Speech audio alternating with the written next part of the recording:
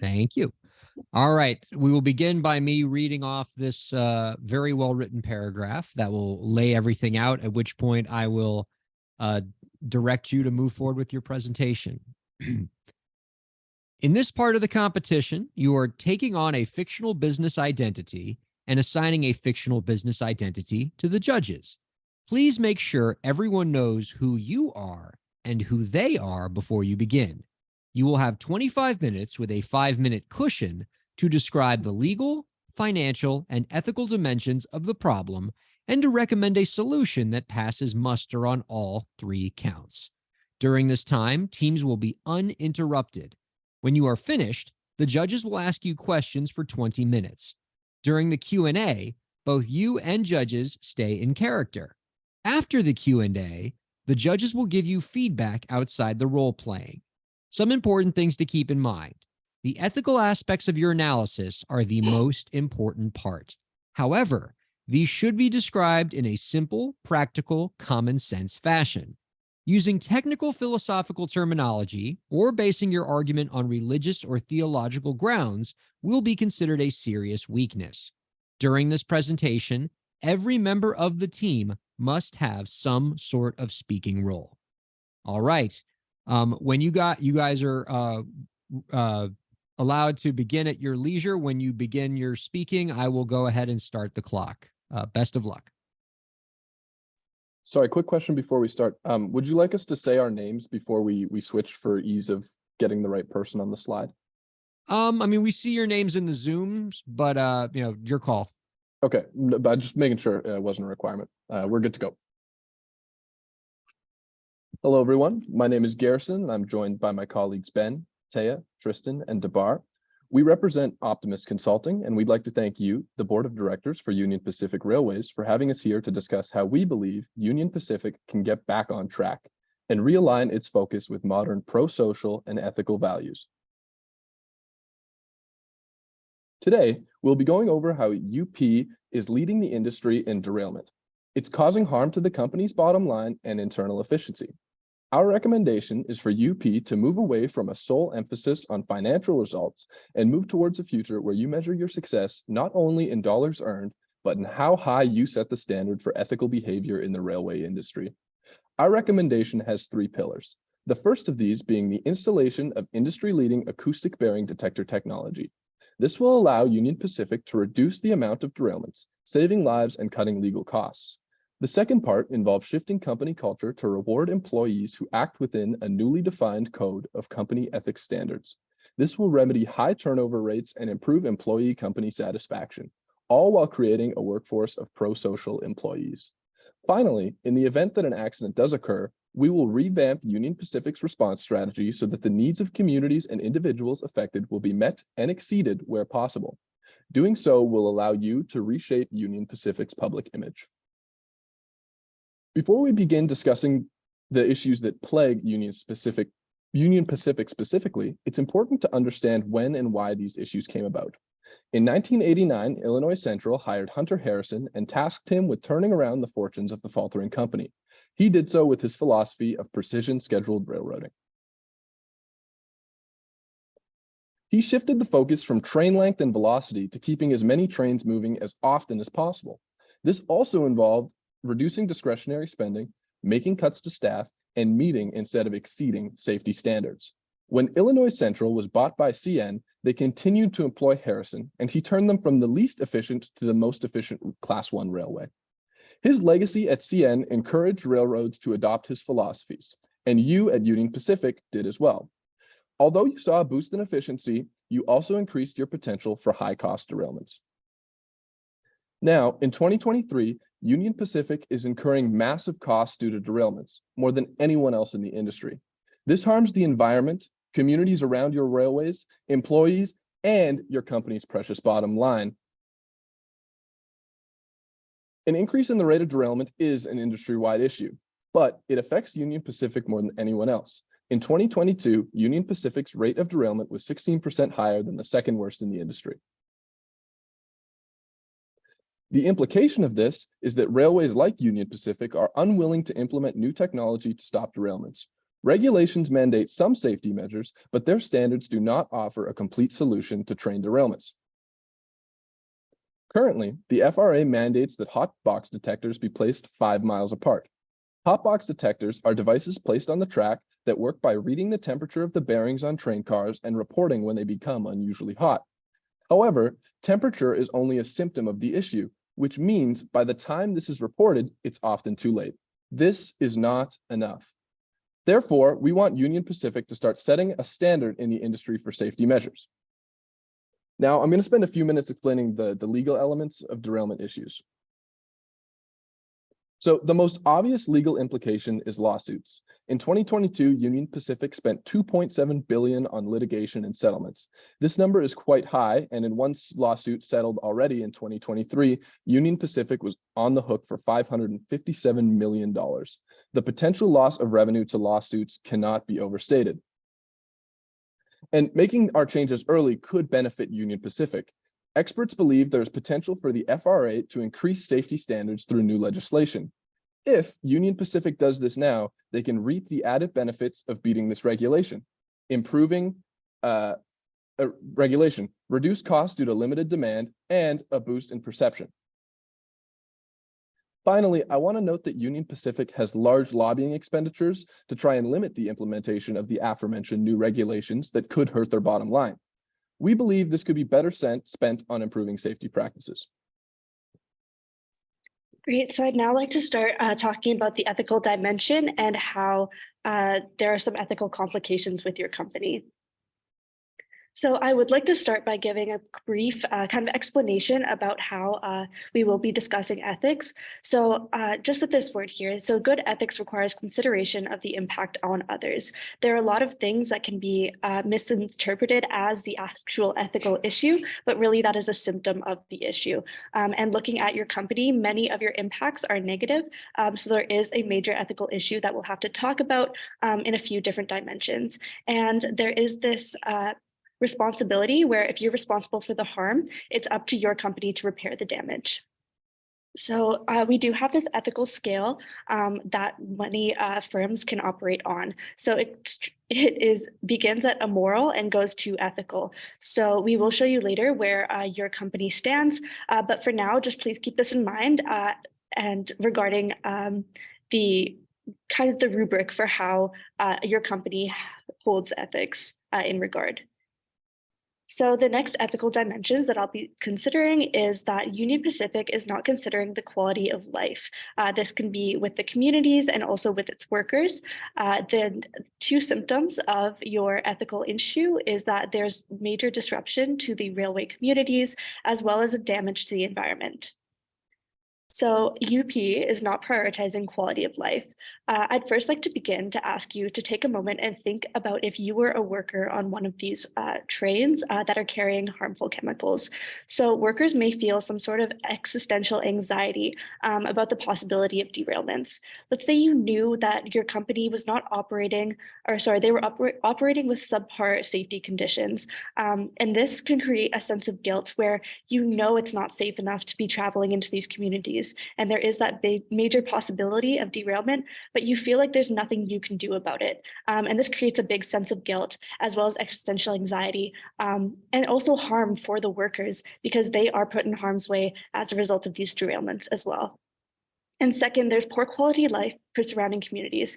I will touch on this later, but for now, I would like you to consider the physical health that comes from the implications of these derailments. So firstly, there are health issues, and these include symptoms from those toxic chemicals that are being spilt near these communities. And some of these symptoms are sore throats, headaches, coughing, and nausea.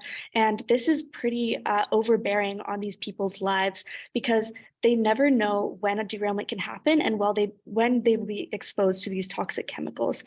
Second is their mental health, because there's this constant overlooming anxiety that they will have to evacuate their home and this constant feeling of impending danger when they know that the safety and your company is not operating the safest way possible and not prioritizing their safety. And that creates this kind of anxiety for them as well. So UP is disrupting the lifestyle of small communities, as I've mentioned. Just some brief history here. So when the railway industry was first established, many communities settled along the railway tracks just because it provides ease of access, good importing and exporting possibilities, and good transportation. However, as this mode of transportation is increasingly being used for toxic chemicals and hazardous materials, it places these communities at extreme risk when derailments happen. So this can cause significant disruptions to communities. And as mentioned, this is a symptom of the ethics problem and not the ethics issue itself. The real ethics issue is how your company is treating these issues as how many people to pay off. All they are focusing on, and sorry, all you are focusing on is treating the people like something to compensate and not prioritizing their well-being and their lifestyle. So some of these symptoms are illness and health issues and the anxiety, as I've mentioned before. This can also include damage to homes and businesses, and a major factor is the loss of loved ones. In 2020, 194 deaths were due to train accidents such as derailments, and this has a major impact on the communities and the workers, as mentioned before. So the ethics issue is really that the affected communities must receive appropriate support and compensation for their losses. It's not just the financial bottom line that your company should be focused on. They really need to provide that support system for these communities. So lastly, just to touch on some of the environmental aspects of this ethical issue, Union Pacific is not prioritizing safer practices for the environment beyond financials. They're really just focusing on the budget balance, and this can have a lot of harmful symptoms, such as damaging ecosystems, polluting waterways, contributing to air pollution, and as I've mentioned, putting these nearby communities at risk for exposure. So it is the responsibility of transportation companies, and in your case, these railroad companies and specifically Union Pacific, to minimize their environmental impact and consider the long-term consequences of their actions. There have been so many instances where hazardous chemicals will spill, and this can damage the soil, preventing anything from growing. It'll pollute the waterways, which are often the only source of water for these communities, and contribute to air pollution, which breaks down the ozone layer even further. I'd like to direct your attention to the next slide, where I have your mission statement and purpose. So your mission statement is to build America for all generations by connecting our nation's businesses and communities to each other and the world. However, if you keep operating in the same way you are now, you won't be able to sustain for these longer generations in this longer amount of time, because you aren't thinking about the long-term consequences of these derailments and how that can affect the future. And your purpose is that the people of Union Pacific deliver North America's safest, most reliable, and most efficient supply chain solutions. But as I've shown, it is not operating in the safest way possible by just prioritizing that financial bottom line, and it needs to move towards a more sustainable and long-term operational plan to make sure that you can continue to deliver this mission statement and work towards these purposes and mission for many generations to come. Thank you.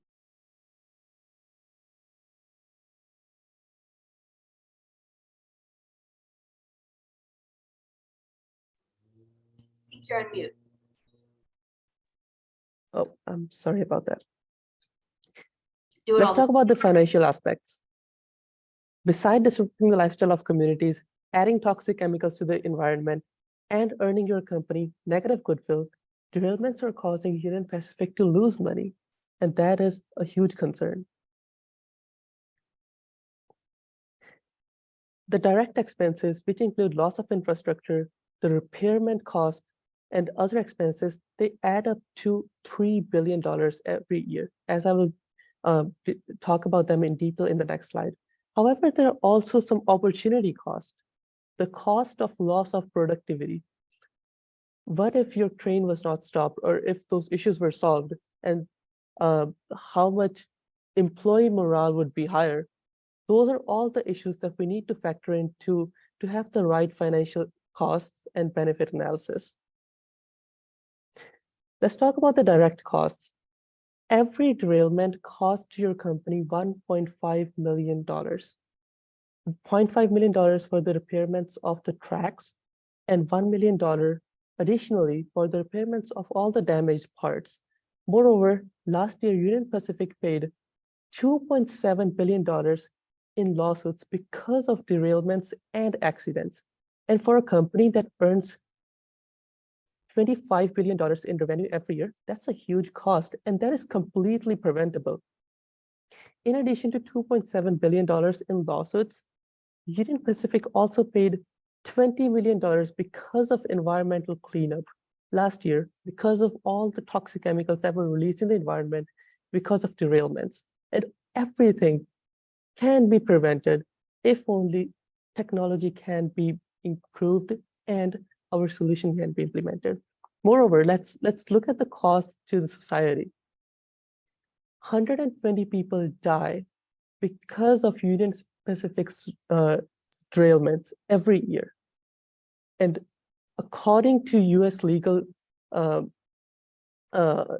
constitution, the life of an individual is $10 million right now. And that amounts to $1.2 billion that you're costing to the society every year, I'm sorry. And that can be prevented.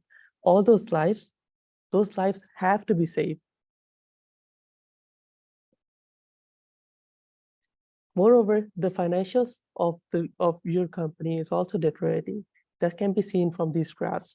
From last 5 years, your company has been earning negative growth. This is because of COVID as well. However, if you compare the last year's earnings with the industry standards, Union Pacific is only earning 7.3%, whereas the industry's earning has grown by 23% per year. Moreover, the stock price has been decreased by 19% in the past year. And does this have to do with the derailments? Definitely. Derailments are the cause of this. Derailments are costing your company money, and they are preventable.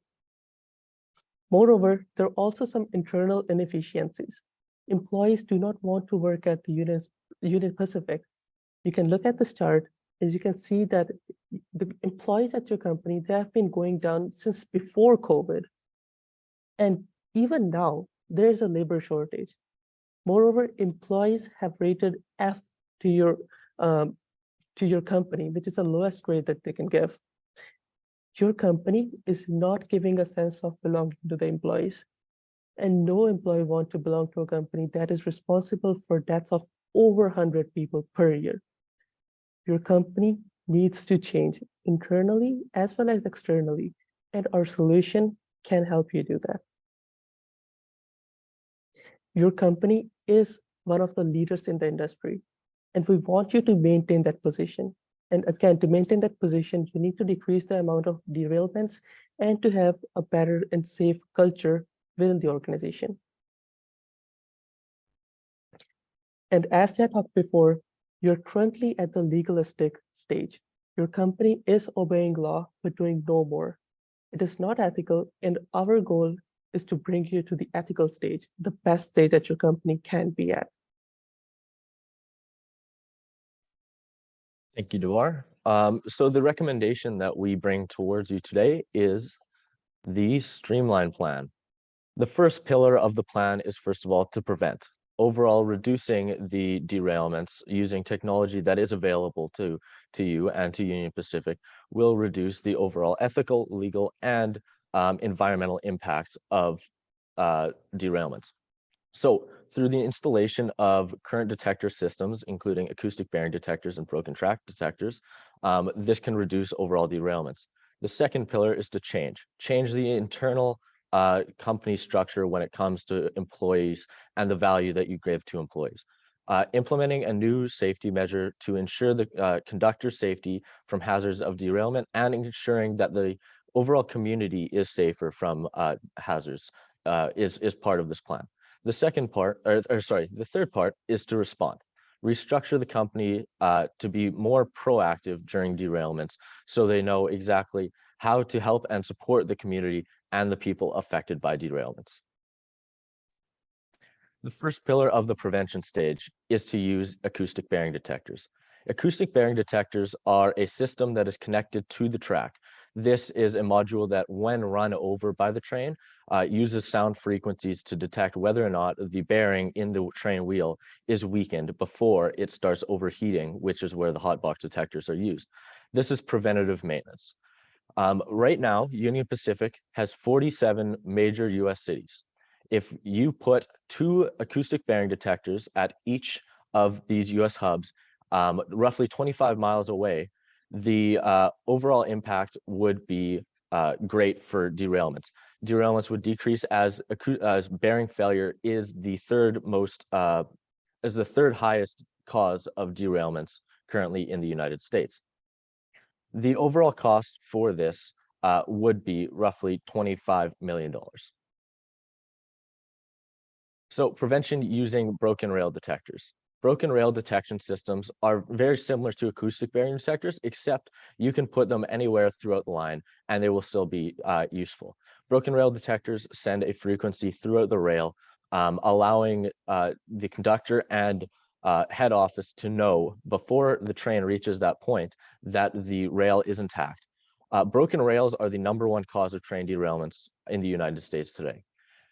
With the implementation of acoustic bearing detectors, we recommend that you put 2 in every small town in colder areas and earthquake areas. These are the areas that are most likely to have derailments from broken rails. As the cold areas, the rail expands and contracts, and the earthquake areas, naturally, the footing for the rail will be eroded through if a major earthquake occurs. The overall cost of the first implementation will be $215 million, and this will cover 500 small towns across the US and will only be used in small towns where there's not currently a safety officer permanently stationed, and will fill the role ahead of time and ensure that regardless the area and the town, they will be covered by your plan. Onto the restructuring of the company's value for employees. The implementation of buffer cars would increase safety for your conductors and for the people in these towns also. Buffer cars are cars that are filled with non-hazardous material that are used to be at both the end of the train and the front of the train, in between the locomotive and the possible hazardous materials. Currently, you only have 1 buffer car in between your locomotive and possible hazardous materials, which in a crash in 2015 showed it can lock, if the train operator is locked inside, it can prove deadly, as the locomotive can light on fire and trap the conductor inside. Now, the National Transportation Safety Board recommends 5 buffer cars between hazardous materials and the locomotive. This was recommended in 2015, but still hasn't been implemented widely across the United States.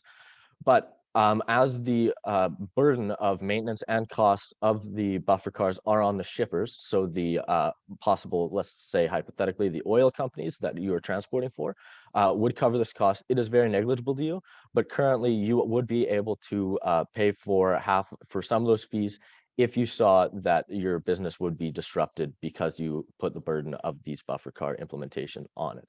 Also, the use of buffer cars throughout the train to break up long convoys of hazardous material is a helping factor, because if the train does derail, there is a breaking point between having 70 cars that fall off and light on fire and only having 35. The other point for changing the internal company structure. So change the reporting practices. The main thing that gave the Japanese car manufacturing brands in the 1970s was the allowance of any employee on the assembly line to shut down production if they saw something that would be catastrophically wrong. Now, we believe that if you make the employees of the rail line and allow them to report issues without punishment and without taking into consideration their rank, if they see something wrong, that this would overall increase the safety on a lot of your trains. Currently, railways are a very hierarchical structure, which is to a detriment of your safety overall. Also, employees should be encouraged to go to managers with their concerns, not discouraged and basically shunned out of fear. The second part of this would be an employee stock program. Currently, if the streamlined plan is implemented, the stock will stabilize. Now, The implementation of a employee stock program benefits both you and your employees, as the employees now have a stake in the company overall. This employee stock program is already, similar employee stock programs are already at use in other major American companies such as Home Depot, which allow employees to put a portion of their pay towards purchasing the company's stock at a 20% discount. And this makes the employees feel connected to their company and actually makes the employees feel like they are part of a broader unit, not necessarily just people for hire to do the job temporarily until they are soon replaced.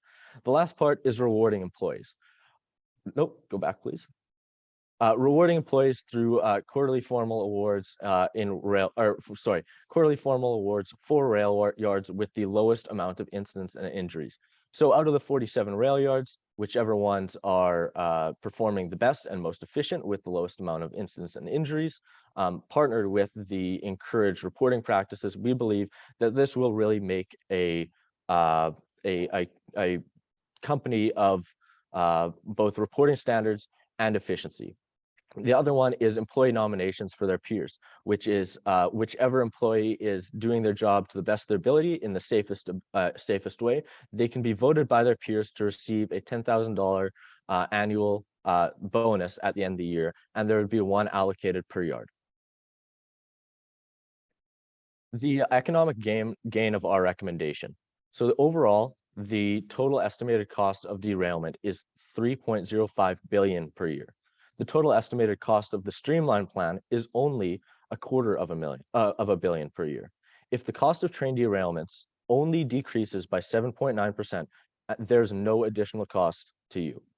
This means that if train derailments even decrease at a minuscule rate, there will be a better financial plan in place over multiple years that would reduce the costs overall from train derailments and the cost of implementation.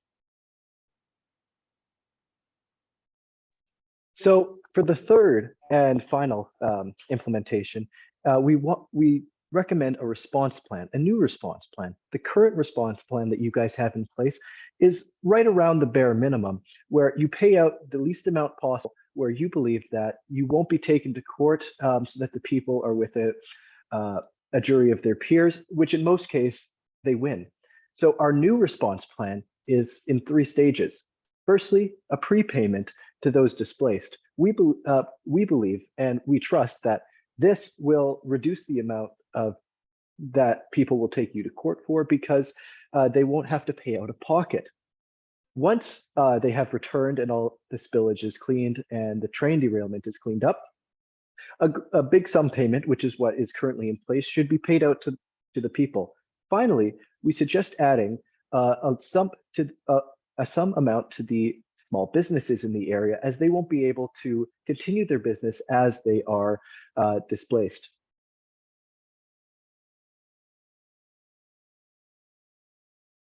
On for the implementation timeline. The installation of acoustic bearing detectors should come first and foremost. These are tried and true detectors that have existed for several years now. The implementation of broken rail detectors can wait a quarter because it is a newer module, but can be implemented, and we give those a year to be implemented at a pessimistic rate. Then beginning to use the new buffer car system, we recommend waiting 2 quarters before implementing them to give your shippers some time to process. And then the staff rewards policy start in Q4 of 2023. The employee stock program, we recommend you start the next fiscal year. Also, the new implementation and settlement package should start in Q3 of 2023 once your legal team has worked through the kinks. So we recommend looking at 4 different ways of measuring this new system, this new streamlined system that you put in place. The firstly would be employee fulfillment, and secondly, employee turnover. These are internal things that you can look at and are easily measured. The employee fulfillment would be about how the company is interacting with the environment and with externalities, so that you guys know how your employees feel about you and how their mental state is. The second internal thing that you should look at is the employee turnover. This will be a very good measurement of how the new system is taking effect on your employees, because Currently, with a really high employee turnover, you see that a lot of people aren't happy with this new system. We trust that there will be a new lesser turnover rate between the people. An external thing that you guys should monitor is the public opinion. This is very important, especially amongst the communities around your railway systems, as currently they have a negative outlook on you. And with these new things, this new streamlined system in place, you'll be able to see and gauge how the community feels about you. Now, once you implement this new streamlined system, you guys will be a moral and an ethical company, and we believe this will help you very much. These are the ethical negatives that you guys currently have. With this new streamlined system in place, we truly do believe and we trust that this will resolve, if not all, a very good amount of it.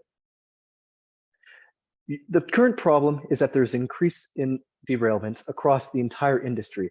We want you guys to be the first to be those who tackle it. Our recommendation: shifting away from a solely financial bottom line.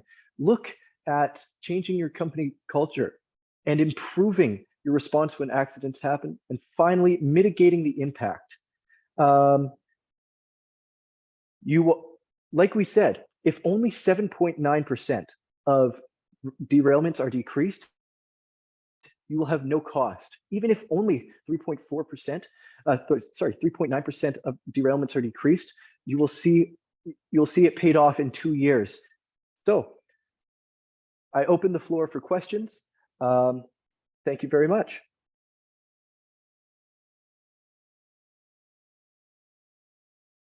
Y'all were working right up to that 30-minute mark. All right.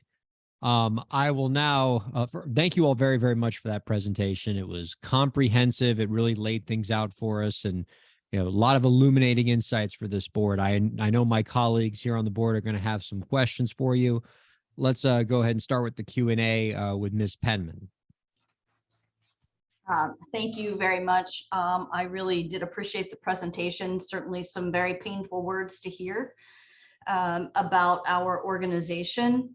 And, I guess I would like to comment that I appreciate the thoroughness of some of the technical solutions in terms of the various sensing devices. And I'm wondering, do you think that is sufficient to have basically inline detection, or is there any other human intervention necessary as part of these inspection procedures?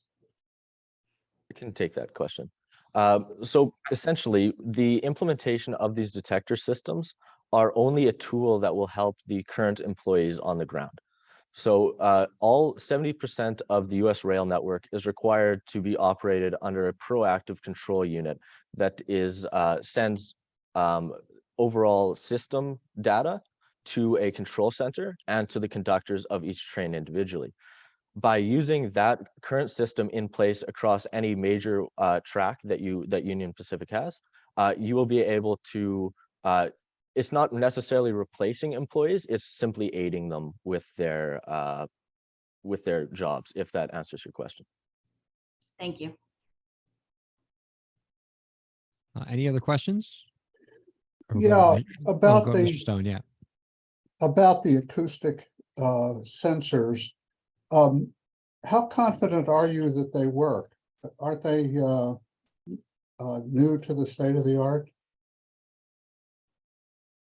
Yes, the acoustic bearing detectors have been used for passenger rail for a number of years now, as most health and safety things go first towards passenger rail. But the implementation of acoustic bearing detectors is also an aid to the heat sensors.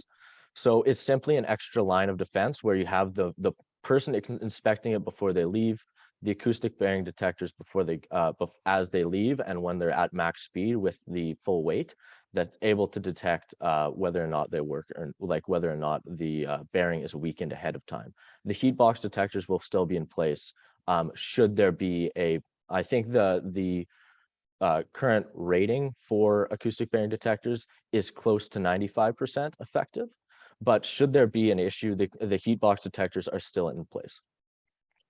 Thank you. Now, I appreciated the layout of the finances over time, and the numbers sound very good, but you didn't say anything about the operating costs. These detectors and hot boxes all have to be replaced. I don't know how often, and I don't know how expensive, and those would be key to our decision.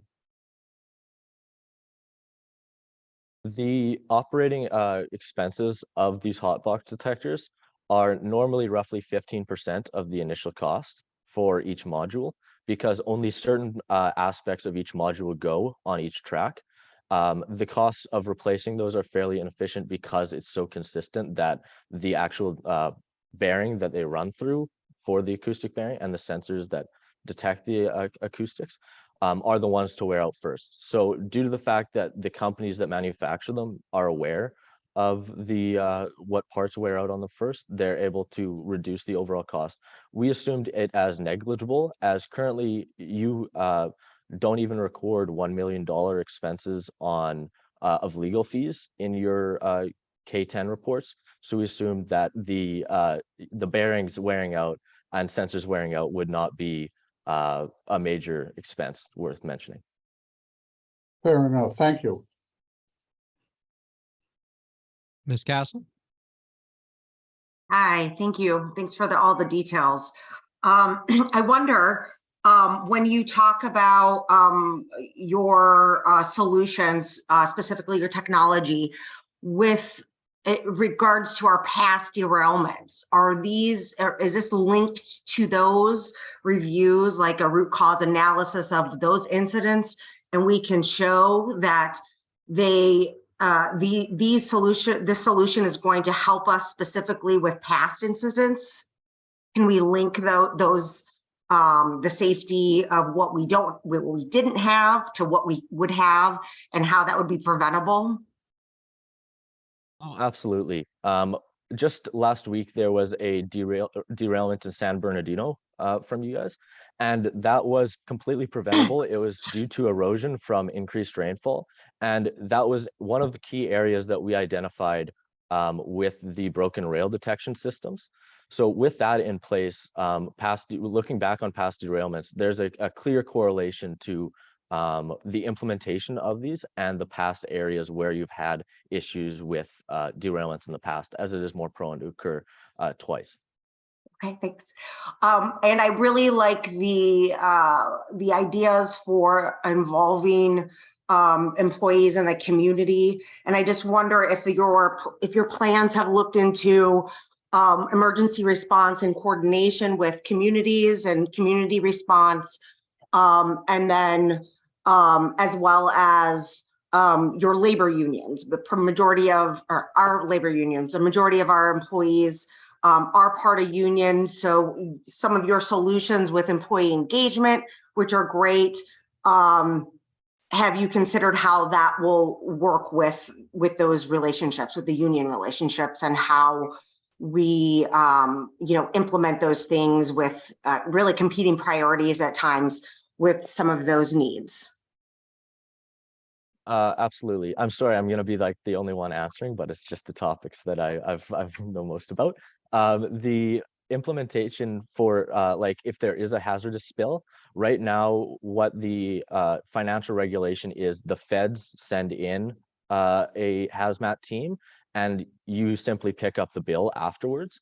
But there could definitely be some further work with the towns that are affected by these spills. But that is through our plan, where we supplement small businesses and overall people that are displaced. If I could add to that, just with your comment on unions, I believe our solutions with regarding our employees and internal engagement are very union. You would be very popular with the unions. I think they align with a lot of their values in terms of making sure that it's easier for employees to have a happy work-life balance and feel comfortable doing their jobs to the best of their abilities while being compensated fairly, which is something the railway industry is already known for. So I think that the unions will really, really engage with our plan. Thank you. And one last comment, really. with the recent Norfolk Southern derailments, do we see some similarities in the incident? Do any of those that current events help us learn from that and apply some strategies, or really, you don't know until a tragedy happens like that and what to move from. So are you taking lessons learned from that situation, even though they're not part of our organization? Absolutely, yeah. I think that with the recency of the Norfolk Southern incident, that's an issue that's on a lot of people's minds, and I think that's an issue that should be at the forefront of your thinking as another Class 1 railway as well, because it shows you exactly what not to do, and it gives us a very clear picture of what we should be doing.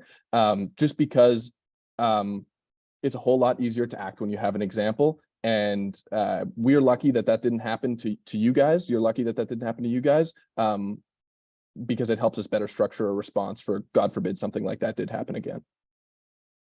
Thank you. I'm just going to jump in here. From a technical standpoint, the Norfolk Southern incident was due to the hot box detectors detecting something, but not being able to do something ahead of time. Now, if the acoustic bearing detectors were in place at that time, it would have been completely preventable. Do we have any other questions from the I board have- members, Mr. Stone? I have one more question. And then Ms. Penman. Would we be the first in the industry to empower workers to stop trains on their own initiative? Yes, you would. And the reason we thought that was so important was because we think of railways as something like an assembly line, as we made the analogy of the Japanese car manufacturers in the 1970s. What gave them such an advantage and what made them able to produce such a high quality product was the efficiency of their assembly line. And so by doing that, we make our assembly line more efficient. When we can stop a problem at point A, we're often stopping a problem at point B as well. So we find that very important, and we would be the first of the Class 1 railways to do so. I like the idea of being the first in the industry to implement such a thing. But frankly, as a board member, I find it a little scary. Is there a way to test this on a small kind of a private scale before we do it company-wide? There's absolutely. You have 47 major US hubs. If you choose to do a delayed implementation of this employee policy, you can simply focus on a select few in different regions to see how they react. So you can test one in the northern US, the western US, and the southern US, just to make sure that it works across your entire company. That is definitely an option if you don't want to go all in initially. Thank you. Ms. Penman? Yeah, so one last question from me, and I really appreciate the fact that you touched on organizational culture as something to be part of this discussion. I think we all know that you can have all of the rules and policies and procedures, but if you don't have a culture that supports, in this case, safety and safety of operations, then we'll never be successful. I do worry a little bit about the suggestion of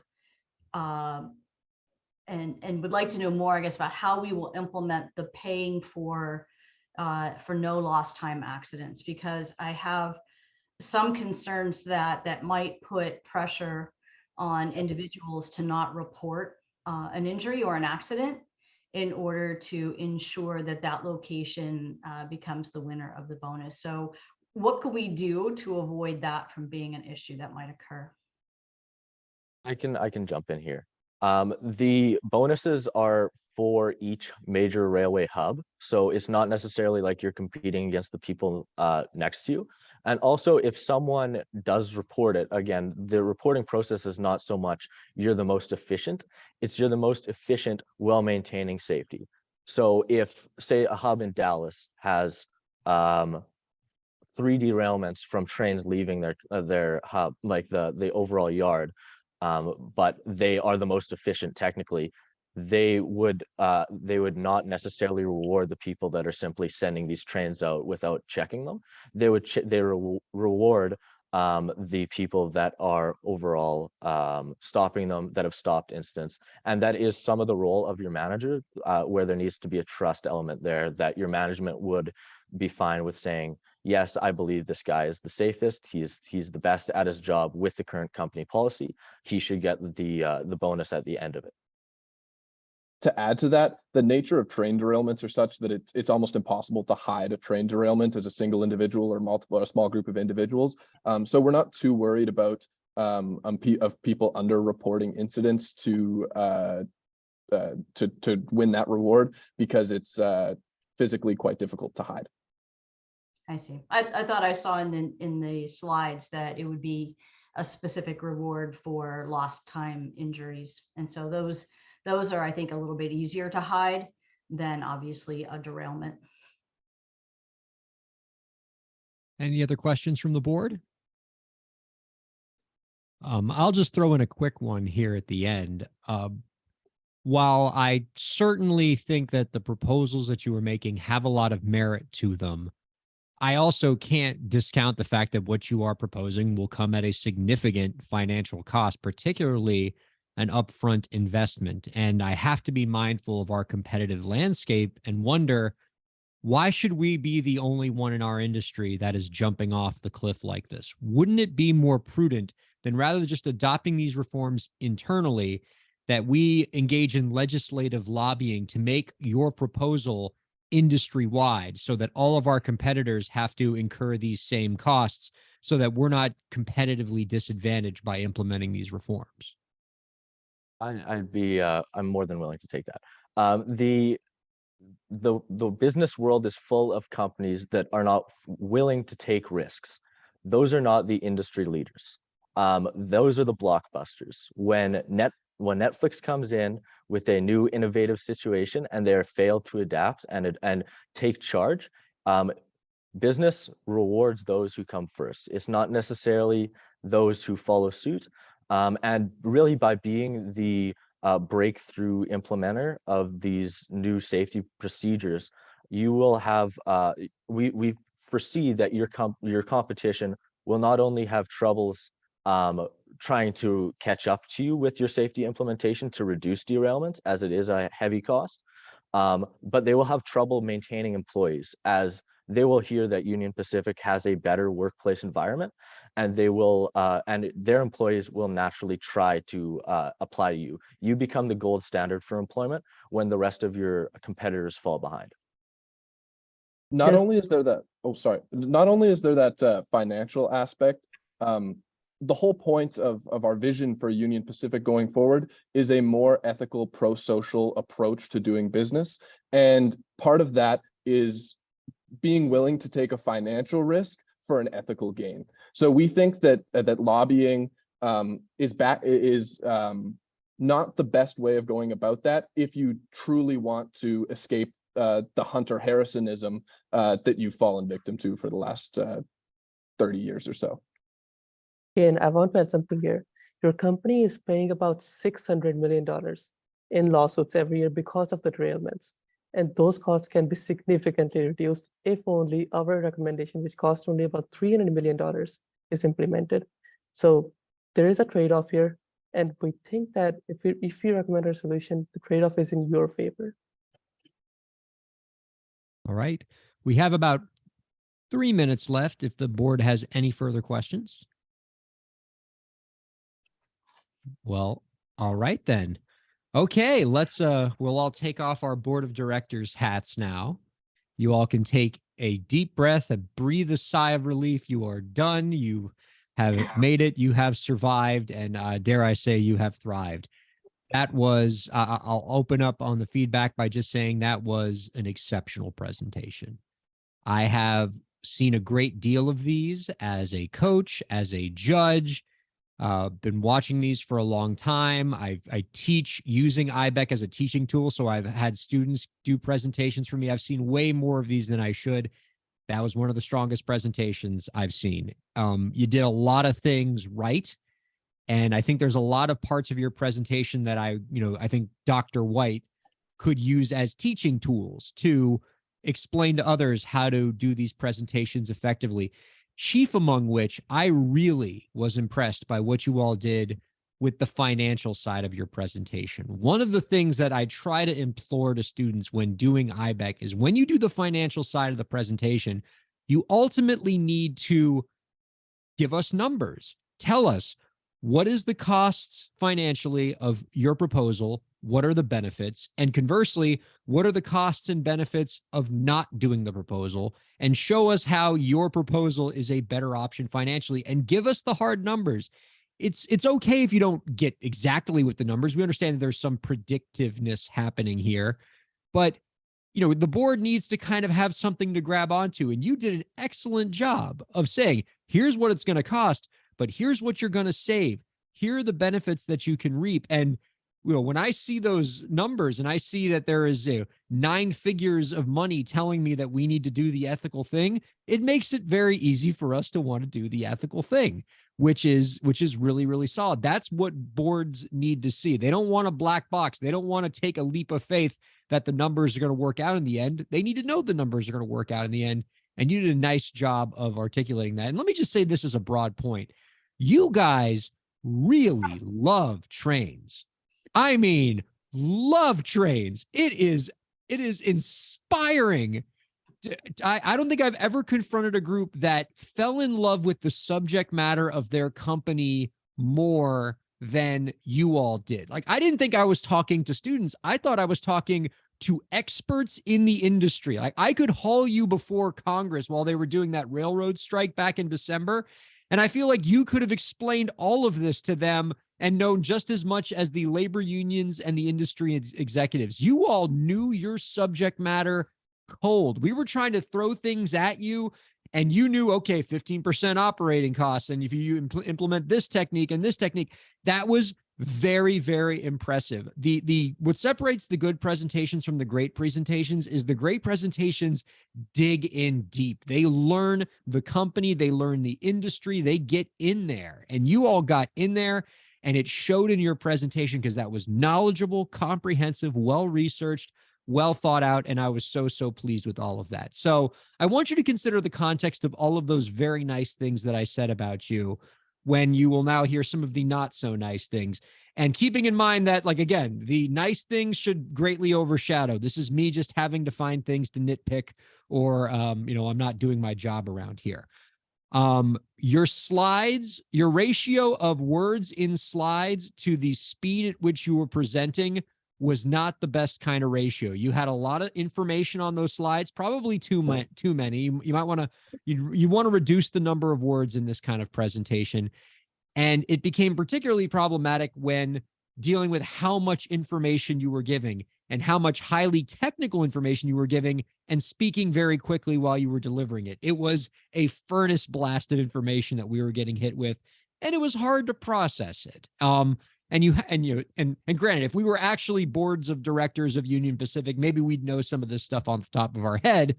But when you're not talking to people who are actually members of this board, you got to slow down when you get into the heavy train stuff and really explain it to us and take it slow. And I know you guys, you barely got in under the time limit, so you'd probably have to cut some information to get there, but you really want to slow some of this stuff down. Also, I think you want to make sure that your presentation is cognizant of the current events going on. In your Q&A, you did talk about the railroad labor dispute that happened at the end of last year, and you talked about the Norfolk Southern derailment that happened earlier this year. But it shouldn't have required us to bring that up in Q&A for you to discuss it. Like, those were two very, very big current events that are directly implicated in your presentation. Those, I think, should have taken center stage as prime examples of what happens when we let the precision railroading carry the day too much in the industry, and what happens if we mistreat our employees too much. Like, those two current events just basically telegraphed for what you guys wanted to say. So you should have made them front and center to make your presentation all the stronger. But again, this is me nitpicking. Overall, very, very impressed. And I've learned more about trains than I ever thought I would know. So I appreciate that. I'll now leave the other board members to share some more feedback with you. Well, I'm on the top of my screen, so I guess I'll go next. Um, Yeah, we'll I go endorse Bob, it. Carrie, Michelle. Thank you, Ryan. I endorse everything Ryan said. Your presentation really blew me away. I've been judging IBEC competitions since they started. And I'm pretty sure that this is the best I've ever seen. I mean, number one. It mixed thoroughness with real imagination and brilliance.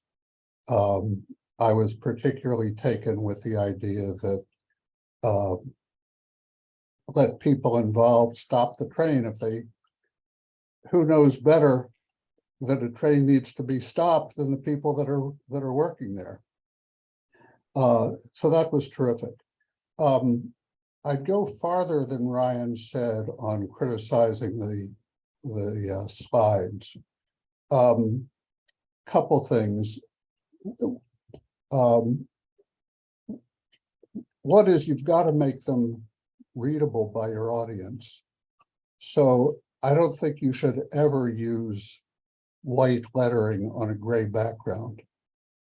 Fortunately, I can put my nose right up to my computer monitor and make them out. There were too many words, and your introductory slide and your conclusion slide were particularly bad. They had, when watching the presentation, I had to constantly decide, do I want to listen to what the speaker is saying, or do I want to read the slide? I don't have the brain power to do both, and I think most people don't. My suggestion, a way to avoid this issue is when you're rehearsing, the people who are watching your presentation, the team members that are watching other team members present their part, they need to tell the speaker, I can't read the slides and listen to what you're saying. And you have your own internal test as to how to simplify the thing. The final thing about the presentation, you really need to be careful to avoid calling people unethical. I suppose if you're addressing a bunch of convicted convicts, that would be okay. But industry doesn't fall into ethical, unethical boxes, and Union Pacific is in the unethical box. There's a continuum. There's a better way to say it.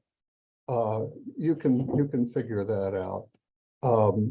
I talk and write about aspirations.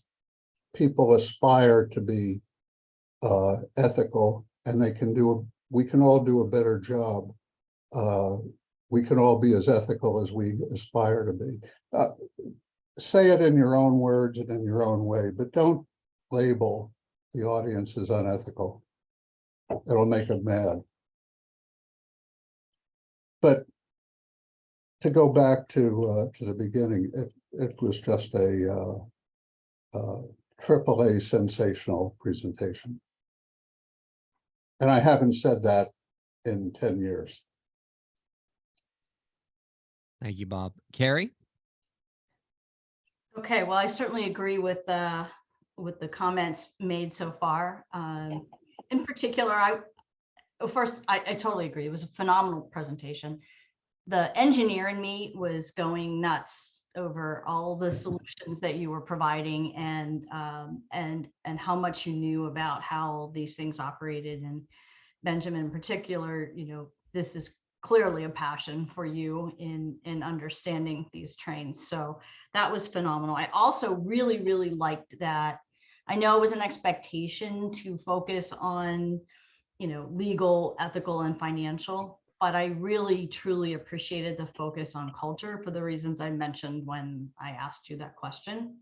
I think that's really critical for any successful operation. And I do frankly think, you know, we're learning more about culture at Norfolk Southern. And you know, these are not very pleasant outcomes for organizations to live through yet.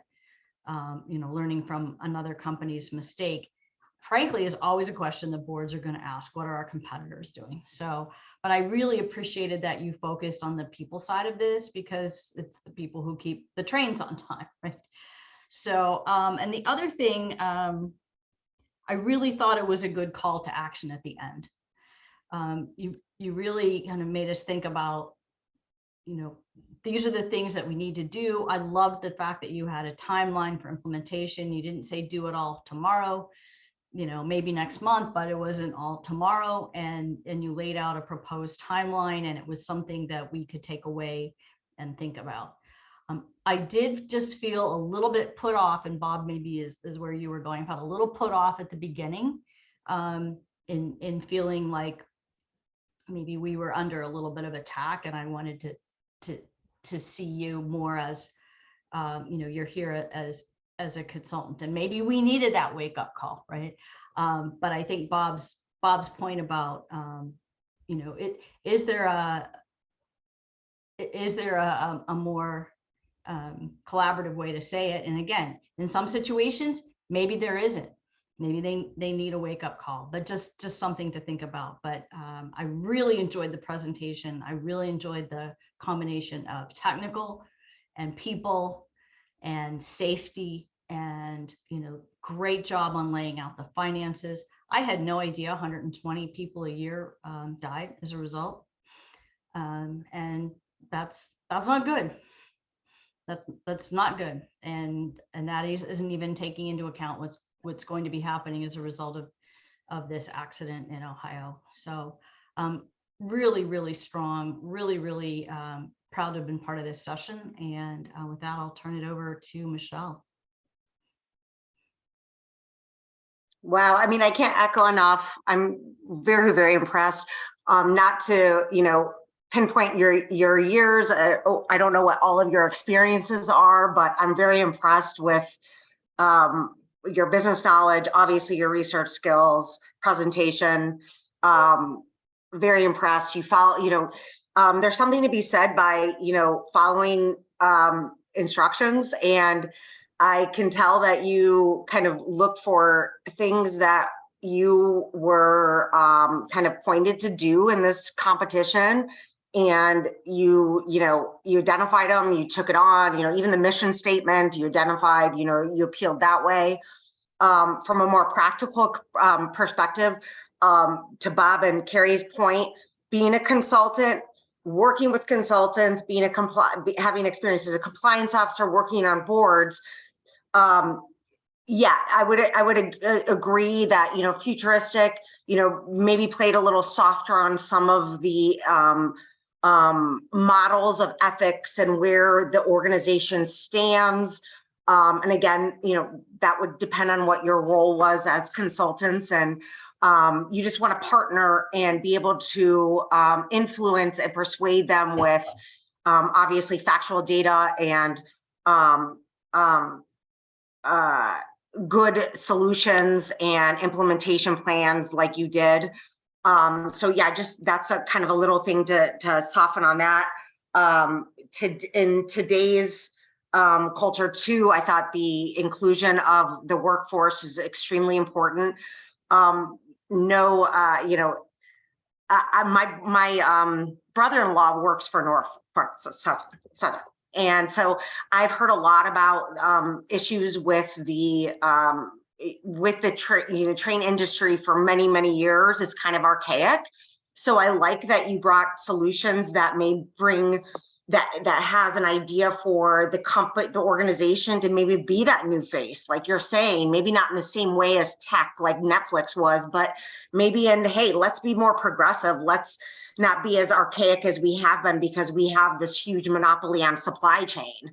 So I thought that was very important. And I think it's really important knowing my brother-in-law, and from, you know, an employee standpoint, it's excruciating, it's scary that, you may be in that situation. I also like that you brought up some personal, kind of to bring it home and to kind of engage people on what's going on.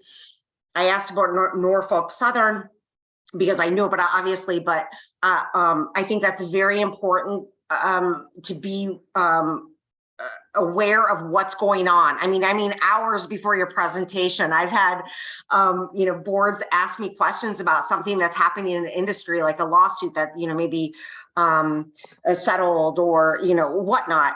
And they're hearing all of these things, and they may not know how to interpret it.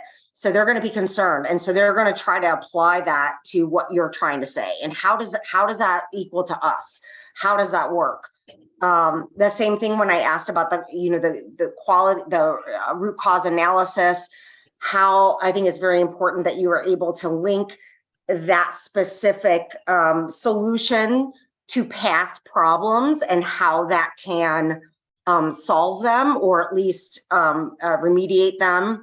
And then I'll echo what everyone else is saying about the financial impact. I think it's always very important to talk about the risk benefits of what the business solution that you want people to adapt, and then how does that work financially? You're spending this much. And again, if you don't have the numbers right, whatever, it's the process and the critical thinking of that process of, where does that put us? And it may not just be financially, and the reputational is obviously huge. So I'm sorry, I'm rambling now, but I thought it was a great presentation. I guess I'll summarize again with key points. Be prepared to talk about current events and things that may be applicable to what your ask is. Make sure that your solutions are directly or somewhat directly, that you can prove to the problem that you have shown with the technology. Perhaps for some of your shorter presentations, maybe summarize more of the technology and not have to go into, spend the time, talking about all of those mechanics. Just to be honest, it kind of lost me if you're not a mechanical person. And again, that's just presentation, and you'll learn. And I think you're doing awesome. And I was really engaged in the presentation. I thought I agree with the rest of the panel that you did a really amazing job. Right on. Okay, so you are now done with the 25-minute portion of the competition. I believe that means you're done for the day. Tomorrow, you all have your 10-minute presentation and your 90-second presentation that I know is going to be on the top of your mind right now. Pace yourself, because you still have a lot of IBEC left. But, if you keep putting in the work like you have today, I'm sure you're going to have some really great outcomes tomorrow as well. Hang in there, and best of luck with your competition going forward. Thank you very much. Thank you. Thank you very much. Really appreciate all the Thank nice words. Yeah. Take care, guys. Good luck tomorrow. Bye. Take care.